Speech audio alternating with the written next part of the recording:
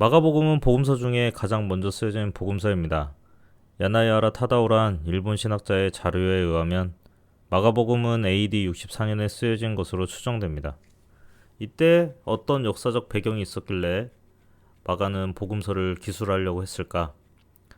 마가복음의 저자인 마가부터 우리가 천천히 살펴보는 시간을 가져보았으면 좋겠습니다.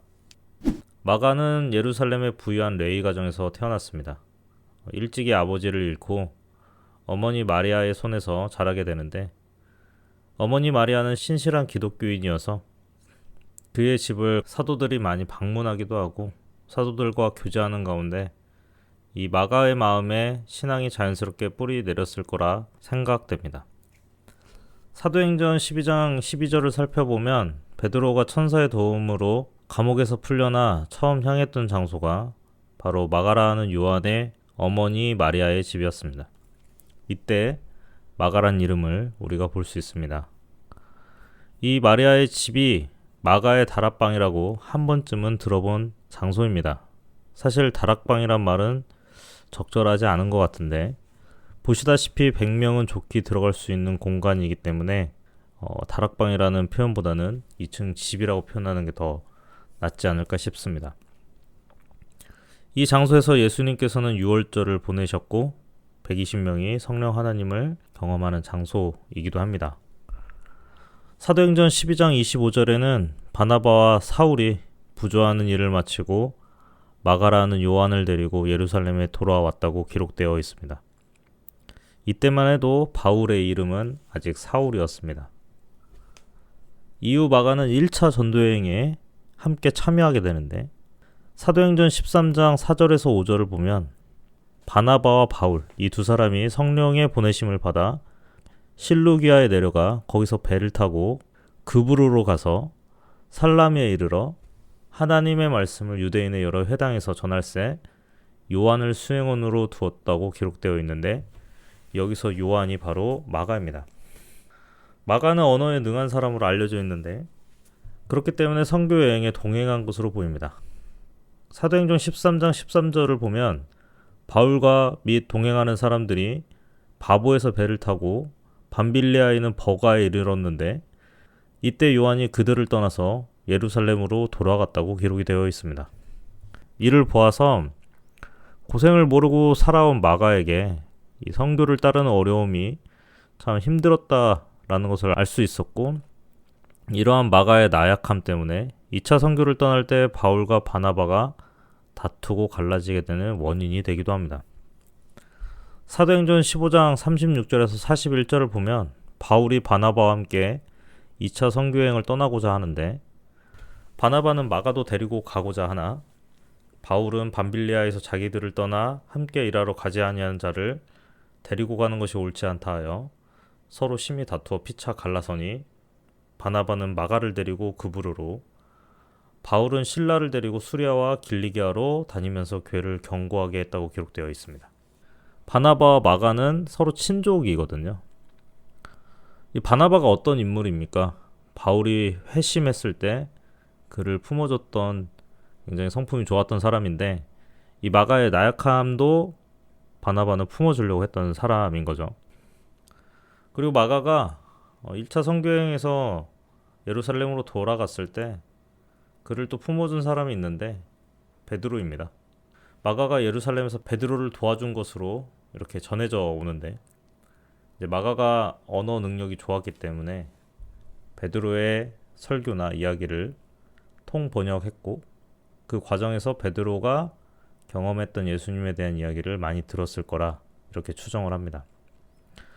그래서 처음에는 나약했던 이 마가를 품어준 베드로나 바나바 때문에 후에는 이제 연단을 받고 강해지면서 신실한 그리스도인으로 성장하게 됩니다. 그래서 디모데후서 4장 11절을 보면 이 바울이 디모데에게 마가를 데리고 오라, 그가 나의 일에 유익하다고 말을 하는 장면이 있는데, 이걸 보아 시간이 지나서는 굉장히 신실한 그리스도인이 되어 있었다라는 것을 알 수 있는 거죠. 바울이 2차 투옥 이후에는 이제 기독교인에 대한 수많은 박해가 있을 때인데, 바울이 죽음을 맞이하는 순간까지도 마가가 바울 곁에서 지켜졌다는 것을 보았을 때 굉장히 많이 성장이 있었다는 것을 알 수 있죠. AD 64년 7월 19일에 굉장히 큰 사건이 일어나는데 바로 로마에서 대화재가 일어납니다. 기름창고에서 우연히 일어난 작은 화재가 시내에 번지면서 대화재로 악화된 것인데, 당시 로마의 황제는 네로였습니다. 이 화재 소식을 듣고 휴가를 떠나 있는 네로가 돌아오면서 이제 이재민에게 식량을 공급하는 등 참사 수습을 위해서 노력을 했음에도 불구하고 이 대재앙으로 인한 시민의 민심이 수습되지가 않았습니다. 심지어 네로 황제의 방화설까지 놔두는 그런 상황까지 가다 보니까 네로 황제와 집권 세력은 이에 대한 민심을 수습하기 위해서 당시 신흥 종교로 떠올랐던 기독교에게 책임을 덮어씌우고 예수님의 사도들과 기독교인들을 대학살하는 일이 일어납니다. 그래서 야나야라 타다오라는 신학자는 자신이 저술한 이 마가복음에서 이때 베드로와 바울이 동시에 순교했을 거라고 추정을 합니다. 사실 많은 학자가 베드로와 바울의 사망 추정 날짜를 다르게 기술하기도 하는데 사실 명확한 자료가 없습니다. 근데 제가 가지고 있는 자료로서는 야나야라 타다오의 자료가 있기 때문에 저는 AD 64년에 베드로와 바울이 동시에 순교했을 가능성이 있다, 이렇게 생각이 들고요. 기독교인을 밤낮으로 나무에 매달아서 화형을 시키고 그다음에 콜로세움에서 사자밥이 되는 굉장히 엄청난 고난으로 밀어넣습니다. 이 과정에서 유대인의 사도라고 칭했던 베드로하고 이방인의 사도라 칭했던 바울이 죽게 되는 위기 속에서 이 마가가 복음서를 기록한 것으로 보는 거죠. 이 긴박한 상황 속에서 쓰여진 글이라 예수님의 생애나 더 자세한 이야기는 마태복음과 누가복음이 저술되었을 때 추가된 것으로 학자들은 이야기를 모으고 있습니다. 마가가 복음서의 뼈대를 세우고 마태복음과 누가복음은 그 뼈대를 중심으로 이 살을 붙인 거라 할 수 있는 거죠. 마가가 바울을 도와서 바울에게도 많은 가르침을 받았지만 1차 선교여행에서 예루살렘으로 돌아왔을 때 베드로를 도와서 그의 설교를 통번역해주는 일을 감당하고 예수님에 대한 이야기를 많이 들었기 때문에 이런 글을 쓸 수 있지 않았을까라는 생각이 듭니다.